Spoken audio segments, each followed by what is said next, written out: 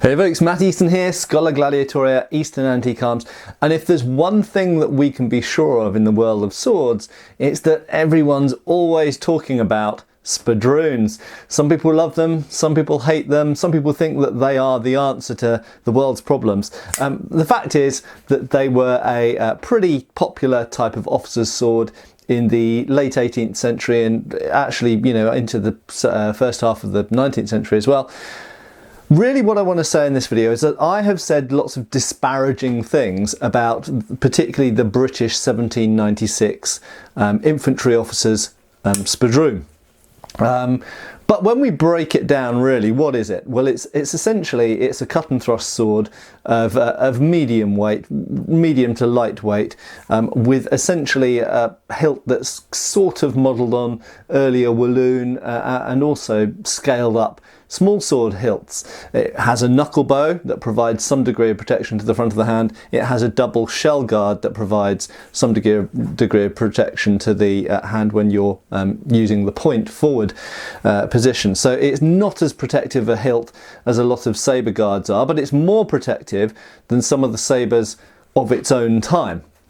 So if we compare with the 1803 flank officer's sabre or the 1796 light cavalry sabre, for example, those you could argue have a similar degree of protection or even less protection than this hilt has. But that's not really what I want to talk about. What I want to talk about is the fact that many swords, their quality and how good they are as a fighting weapon often actually doesn't come down to the design of the weapon itself. It often comes down to the individual example, and is it a good one or is it a bad one? Now the reason I'm holding this one and the reason that I'm making this video is this very much is a good one. Okay, if we look on the blade, we notice the name Osborne. That is the same Osborne who was responsible with John Gaspard Le Marchant for designing the 1796 light cavalry sabre. Now Osborne was a reputable, very reputable sword maker. Probably Osborne, later Osborne and Gunby, and Prosser were the sort of predecessors, we could say in a way, of a company like Wilkinson. They were based in central London and they were very much, or they had offices in central London at least. Their blades were probably made in Birmingham, but they were very much the kind of top end, most prestigious makers of the day. And if we compare this Osborne example of the 1796 Spadroon with a lesser or unmarked example, there is quite a substantial difference. Now, what do those differences come to? Well, first of all, there's what we can actually physically assess with the weapon, and I'll come to that in a second. And then there's the question of what we can't physically see with our eyes, but which we could test, and that is material strength. Now, there's two sort of basic sections to that. One is the steel. Is the blade good metal? Essentially, is it good steel? Has it been well heat treated? And has it been tested? In this case, we know that it is warranted because it says so on the side of the blade.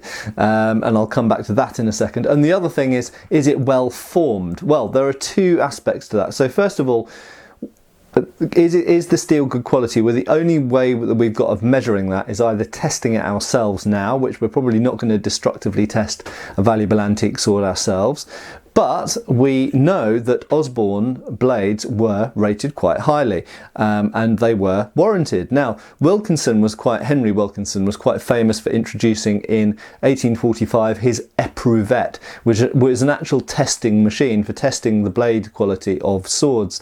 And after that, all British officers' swords had what's called a proof slug or proof disc in the ricasso of the blade, the base of the blade, and this essentially shows that the blade has been tested. Before that, we have the word warranted, and warranted means warranted never to fail, warranted not to fail, and it has been tested. It's been tested for flex and for shock hitting against a wooden block. So Henry Wilkinson didn't invent something new. He took what was already in existence with the better quality sword makers and he made it so that it was a little bit tougher still. He went to the toughest possible degree of testing those blades, and he encouraged the government to make it regulation. That is, that they would enforce that officers' blades had been tested in this way, and thereafter They were, theoretically, although I strongly suspect a lot of them actually weren't. But Wilkinson's were another good quality make as well, but there were lots of lesser makers who I suspect were just sticking proof slugs on their swords without testing them to the same degree. In fact, I'm almost certain of that. But coming back to Osborne's work, so we know that materially it's good steel, it's been tested, but then the form of it, well, the form of it, clearly a sword, you could have the best piece of steel in the world, but if you make it too thin, if you make the tang too thin, if you make the shoulders too angular, if you just make it too light and flimsy, it's more likely to break, it's more likely to bend, it's more likely to just not be an effective weapon. But Osborne's blade here is quite hefty, it's quite big, so this is a little bit more chunky than your average 1796. Now we also come to the design of the weapon, and that relates to this last point I've just made. With the better quality makers such as Osborne and Gumby, Gill and Prosser, you often find that the standard design of sword has been beefed up just a little bit, and I've shown a Osborne and Gumby 1803 pattern sword that I have in my collection in a previous video, and that is in every way a regulation weapon. It's an 1803, but it's a bit bigger, it's a bit thicker, it's a bit heavier, and that makes it stronger. Now you could argue, oh, just making a weapon bigger and heavier doesn't necessarily make it a better weapon, and you're correct, that's true. What you don't want to do is overbuild a weapon to the point where it becomes a worse weapon. But there is a limit, okay? And there's an area in there whereby if you can make that weapon a bit more robust, and particularly with something like the 1796 Spadroon, they are a little bit prone to being a little bit on the fragile and frail side, and that has an effect both in terms of their durability and their ability to use as a weapon in defense and offense. So clearly, if I'm skewering someone or hitting someone with this, I want it to be stiff enough and heavy enough that it's going to do damage, but I also want the hilt and the construction of it to be strong enough to know that I can defend myself from heavier swords such as sabres or palashes, or indeed bayonets with muskets with bayonets on the end, and that it's not going to fall apart, and it's going to have enough authority in my hand that it will function as a decent weapon. So to conclude, whilst you could criticise things about the design of a certain pattern, and I'm using the 1796 Spadroon in this case, but I could use any other pattern, while you could criticise elements of the design within any one pattern or model, and we could talk about any other model or any other pattern, we could be talking about the French 1821, or we could talk about the Prussian 1852, it doesn't really matter. You could take any model and any pattern. There is variation within that model or that pattern. So when we're criticising them, we must remember to break down our criticism into those two things. Are we criticising the design, i.e. the pattern or model, or are we criticising the individual example? And I have to say, I have criticised the design of the 1796 Spadroon in the past, and I'm not going to change my mind hugely anyway. I don't think it's a fantastic design, but if that's what regulation dictates that you carry, and if you were in the British Army in 1800 or 1805 and you were an infantry officer and this was the model of sword that you had to buy and you had to carry, why not buy the best quality one, the beefiest one, the stiffest one with a good edge? This one incidentally has been well service sharpened, and I presume therefore was carried during those wars, and it's got a nice pointy blade and everything else.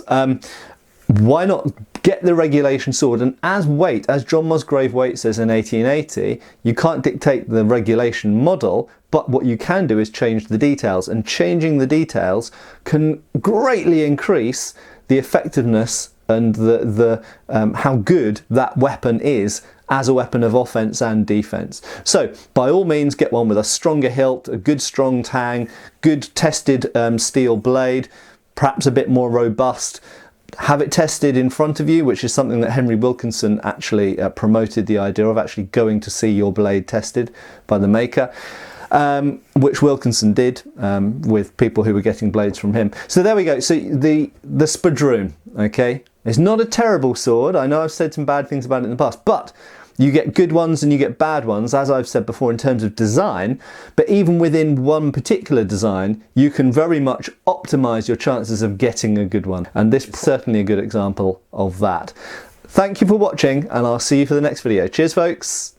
Thanks for watching. We've got extra videos on Patreon. Please give our Facebook a like and subscribe if you haven't already. Cheers, folks.